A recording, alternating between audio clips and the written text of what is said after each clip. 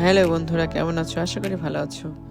আজকে তোমাদেরকে একটু মুরগি আঁকানো শেখাবো, খুব সহজেই কীভাবে আঁকাতে হয়। প্রথমে আমরা ঠোঁট করে নিচ্ছি, এরপর পাখাটা করে ফেললাম, পা করছি এবং পিছনের যে লেজটা থাকবে, লেজের অংশে পাখা ফুলের মতো করে দিয়ে দেবো, পাতার মতো। এরপরে পায়ের অংশ করে ফেললাম খুব দ্রুত। এরপর নিচে একটা দাগ দিয়ে দিচ্ছি, ঘাঁটি দিলাম। এরপরে আমরা কালারে চলে যাব। প্রথমেই আমরা ঠোঁটের অংশ করব লাল আর একটু হালকা কমলা মিক্সড করে।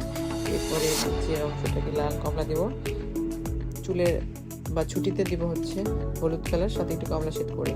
আর মুখের দিকে সবুজ টিয়া, একটু হলুদ, যেদিকে কমলা দিয়ে মিলাই দিব। এরপরে একটু বেগুনি কালার সঙ্গে একটু লাল মিক্সড করে হলুদ দিয়ে মিলাই দিচ্ছি পাখার অংশটা। এরপরে লেজে একটু বেগুনি, নীল, হলুদ, যে কোনো কালার দিতে পারো তোমাদের ইচ্ছা মতো, কত সুন্দর লাগবে দেখতে। এরপরে অ্যাশ কালার দিলাম পায়ে, দিকে একটু কমলা হলুদ দেওয়ার পরে সবুজ টিয়া দিয়ে মিলাই দেবো। এইভাবে পুরো মাটিটাই করে ফেলবো। তারপরে চুলের মাথা দিয়ে সুন্দর করে ছায়াটা করে ফেললাম। এরপরে ছোটো ছোটো ঘাস দিয়ে দিচ্ছি, দেখতে আরও সুন্দর লাগছে। হয়ে গেল আমাদের সেই মুরগি রং করা। ধন্যবাদ সবাইকে ভিডিওটি সম্পূর্ণ দেখার জন্য।